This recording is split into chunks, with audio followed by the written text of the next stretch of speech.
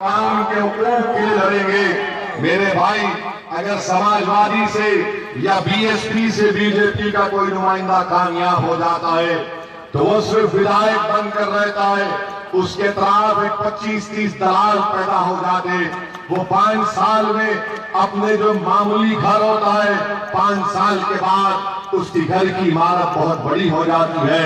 اگر اس کے پاس ایک معمولی سی گاڑی ہوتی ہے تو 5 سال کے بعد اس کے پاس 2-3 بڑے بڑے گاڑیاں آ جاتی ہیں۔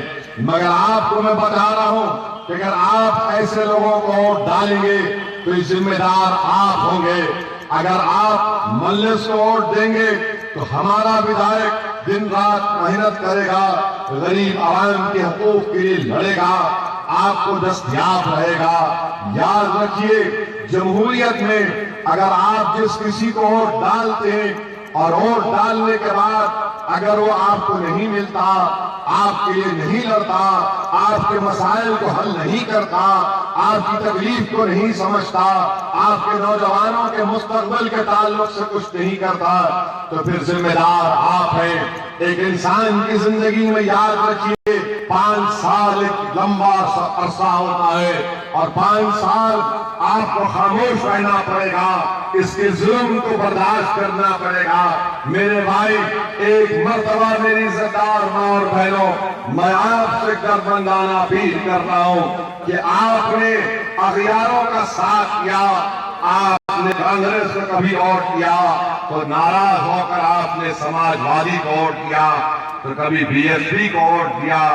کل تک آپ کے پاس کوئی متبادل نہیں تھا، کل تک آپ کے پاس آپ کی آواز نہیں تھی۔ آج مجلس اتحاد المسلمین ایک متبادل کے طور پر آپ کے درمیان میں ہے۔ میں آپ سے گزارش کرنے آیا ہوں کہ آپ اپنے ووٹ سے، اپنی دعاؤں سے اس پارٹی کو مضبوط کریے، اس پارٹی کی کامیابی میں اپنا حصہ ادا کریے۔ یقیناً میری بھی دلی خواہش یہ ہے کہ اتر پردیش میں دوبارہ کبھی بی جے پی کی سرکار نہ بنے، مگر یاد رکھو میرے بھائی، بی جے پی کو شکست دینا یہ سماجوادی کی بھی ذمہ داری ہے، یہ صرف اسد الدین اویسی کی ذمہ داری ہے۔ 70 سال سے مجھے ڈرایا گیا کہ اگر تم ووٹ نہیں ڈالو گے تو یہ فرقہ پرست پارٹی کامیاب ہو جائے گی، یہ فلاں آ جائے گا۔ 70 سال سے ہم کو صرف ہماری جان کا دھوکہ دے کر یا پھر ہماری جان کی بات کر کے حاصل کیا گیا۔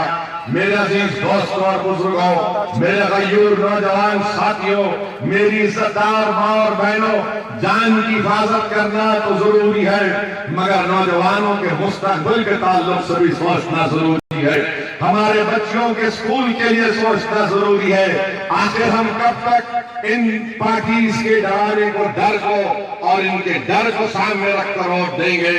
نہیں بھائی، ہم ڈر کر ووٹ نہیں دیں گے، ہم محبت سے ووٹ دیں گے۔ اور یاد رکھو، ہم اس دنیا میں اگر آئے ہیں تو اللہ کے حکم کی وجہ سے آئے ہیں۔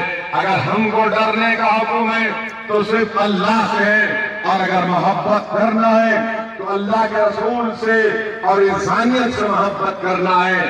ظالموں سے محبت کرتے آئے، ظالموں نے ہماری محبت کا استحصال کیا، ظالموں نے ہمارا حق چھین لیا۔ میرے عزیز دوستوں اور بزرگوں، اپنی پارٹی کو کامیاب کریے، انشاءاللہ تعالی مجھے پورا یقین ہے کہ 11 مارچ جب نتیجہ آئے گا بی جے پی کے خواب چکنا چور ہو جائیں گے۔ نریندر مودی کو 2014 کے پارلیمنٹ الیکشن میں اتر پردیش کے عوام نے 70 سانسد کی سیٹوں پر کامیاب کیا۔ بتائیے کون سا کام اتر پردیش کے لیے کیا؟ اور یاد رکھیے، میں ذمہ داری کے ساتھ آپ سے کہہ رہا ہوں کہ اکھلیش یادو میں نریندر مودی میں کوئی فرق نہیں ہے۔